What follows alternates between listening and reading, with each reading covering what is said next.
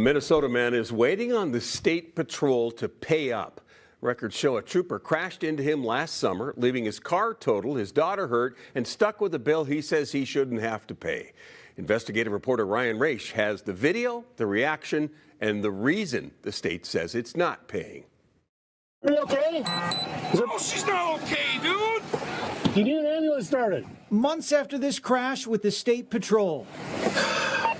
And that officer's sigh sums up the experience for Jamie Kruger. It sucked. Last summer, Kruger was with his 17-year-old daughter, Genevieve, driving on Highway 23 to Marshall, Minnesota. In front of them, a new state patrol trooper, still learning the ropes from a more senior officer. The trooper spotted this suspected speeding car going the opposite direction. He slowed to the shoulder and boom. Without warning lights or sirens, he struck the Krugers. When he hit me, it was like slow motion. The Krugers were in the wrong place at the wrong time. It was not fun. It was a very scary feeling. What is going on here? I felt like the Twilight Zone was happening. When I saw two cops get out of the car, I was like, oh my God. In the heat of the moment, tensions flared, even from Genevieve, who took the brunt of the impact. What was that for? Are you okay? Well, I yelled at them because I couldn't believe that they had hit us. No, why would you do that, though? You need an ambulance started. No, why would you do that, though? He was turning on the car and didn't see you. He didn't see you. That last statement sounded to Kruger like an admission of fault. Even the accident report listed the trooper's improper turn or merge as a contributing factor of the crash. I mean, it was totally completely his fault, right? Okay. Kruger and his daughter were both checked out at the hospital for minor injuries. But before leaving the scene, the trooper gave him final instructions on what happens next. State of Minnesota self-insured, so that's the number that you give the insurance company. Okay. And this is the case number. Okay. So call State Farm and doing this? Sounds good. If only it were that easy. Kruger's car was deemed a total loss, and while his insurance handled it, he was still on the hook for his $1,000 deductible.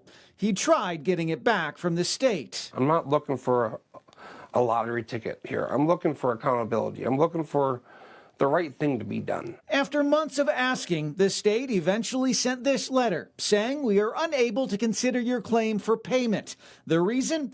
Immunity applies, meaning official immunity, a sort of shield from liability for government workers. I think that's a real shame. We showed the letter to attorney Alicia Granzi at the ACLU of Minnesota. It's very difficult to hold government agents accountable in any sphere. Official immunity and qualified immunity have been priorities for the ACLU in recent years as they try to limit the scope of how often the government uses it as a defense.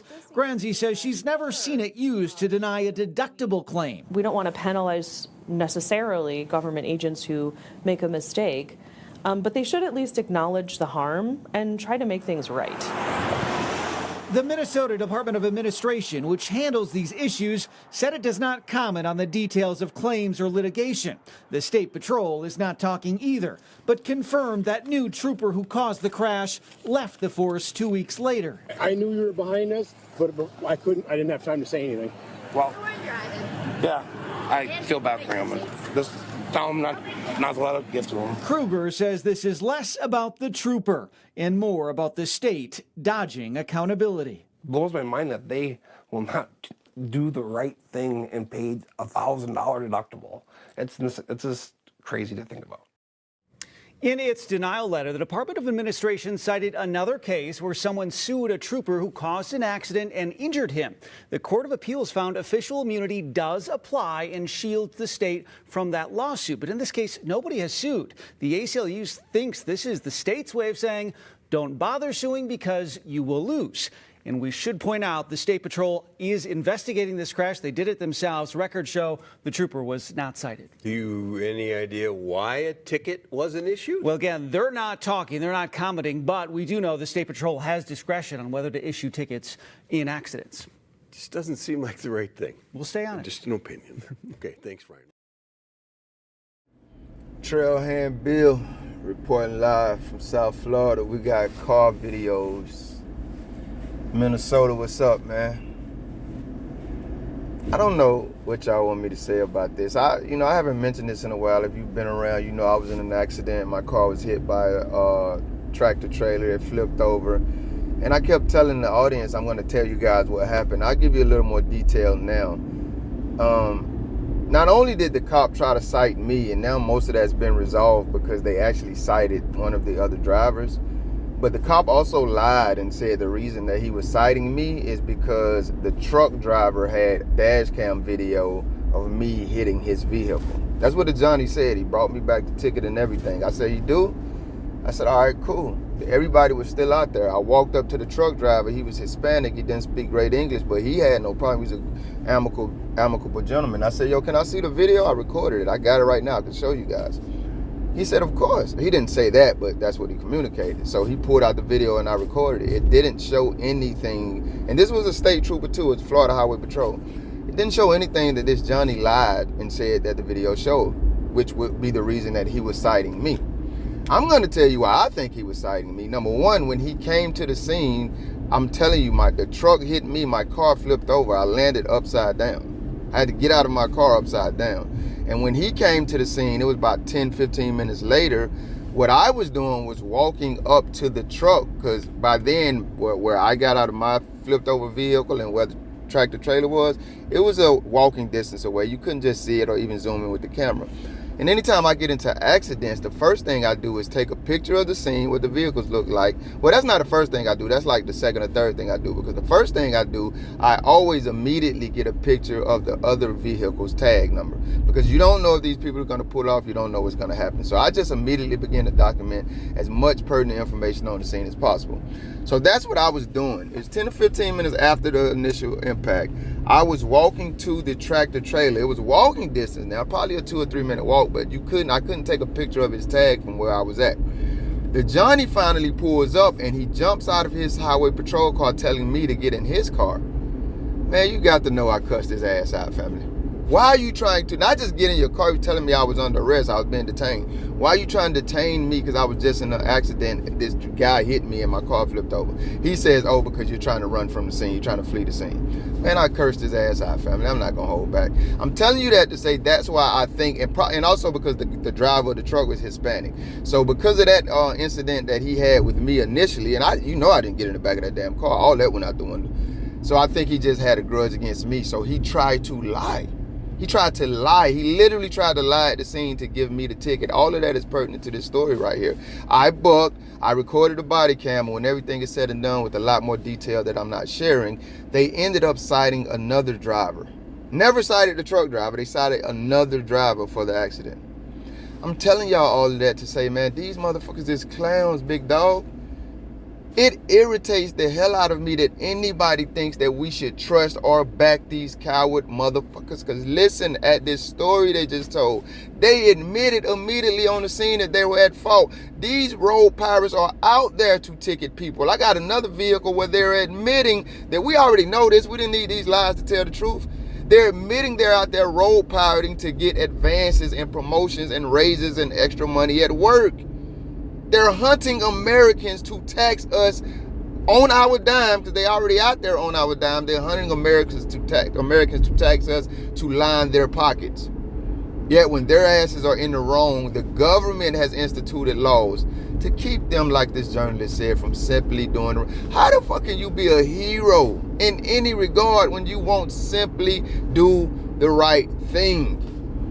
Well, I'm not finna make no long ass commentary for this video. Let me tell you what the biggest takeaway for me from this video is. And that was something else, as always, in this video that I wanted to highlight, but I done forgot it. Let me tell you what the biggest takeaway is here. The ACLU lady and the father who was hit. The only one that I got, you know what I'm saying? I'm like, yeah, shorty, you can ride with me. Get in the passenger seat if you want to. And I'll make sure you all the way in. You can get in the driver's seat after I find out you legit. But right now you can ride with me. The only one I say that about is the daughter. Her immediate reaction is the reaction that we all should have. Was it Moody or Woody who jumped in my comment section, the young lady who said she's in Florida? We're not angry enough. The daughter was angry. I don't want to hear your fake hospitality. I don't want to hear your manipulative Johnny splaining. Bruh, what the fuck is wrong with you? Why did that happen? I don't give a damn that you made a mistake. I care because y'all constantly making mistakes and y'all constantly purposefully terrorizing the American public and getting off the hook with it. People get into accidents every day, man. They pull over to the side, they handle it themselves, they call the police, they let the police and insurance companies get involved, etc., etc. You handle it how you choose to handle it, except when these cowards are involved, because no matter what goes on, even if they admit fault, even if they deny fault, but we can clearly see they're guilty, they are protected by it. Not simply from their police departments, but from the American government and the other people that I wanted to point out in this video. The father and the ACLU lady. It's not that we want them to get in any trouble. It's not that we want to penalize them anyway. Big dog, he could have killed you and your daughter, man. Accidentally or not.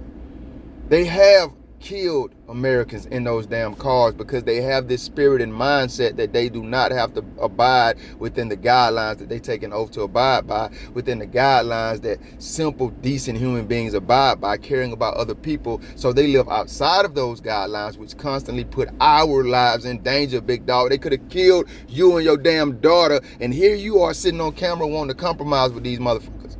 No, he should be penalized to the fullest extent of the law, not simply for his mistake, but because we need to start making example of the coward motherfuckers. I know I left off the S on both of these words. I'll say it again. We need to start making examples of these coward motherfuckers. That's the bottom line. You can't allow people to keep terrorizing you and then you want to compromise with them verbally and in peaceful ass protesters. I'm going to say this and I'm going to get out of here, fam. I was asking some colleagues yesterday, yo, how y'all feel about what's going on in California? I don't know nothing about what's going on in California. I seen one video and then I heard a lot of other opinions and reports. I seen one video, I heard a lot of other opinions and reports. I don't know because I don't watch the news and I don't keep up with social media like that. But what I gather is these migrants, immigrants, whichever one they are, they're tired, they're fighting back now. Do they have a right to do that? Does it make sense that they're doing that? I don't know. Let me say that because I know people, they misinterpret what you say. They only hear what they want to hear. I don't damn know. How many times I got to say that for you to get what I'm saying? But what I do know is this right here. I'm not really with the marching. I'm not really with these diplomatic requests to sit down and compromise verbally. I'm with fighting back. Because at this point in time in the human history, I think that's what this declared war on the American public calls for. I don't think it calls for verbal diplomacy. I don't think it calls for picket signs marching through the streets. I think it calls for us standing up to these coward-ass bullies and letting them know we are not their victims. It's a beautiful Wednesday. Clearly this pissed me the hell off. I'm tired of Johnnies. I'm tired of the American government which sanctions and backs them. And I'm tired of Americans soft pedaling around who these motherfuckers are. Because it makes our beautiful country a more dangerous place for each and every one of us. And I don't see how that makes sense in anybody's damn mind. Y'all be good. Thank you if you made it this far. If you liked the video, feel free to hit that thumbs up button. I greatly appreciate it. If you care to go a little further than that, maybe even subscribe, hit the notification bell. Check out a few of the other videos on the channel. Either way, y'all be safe.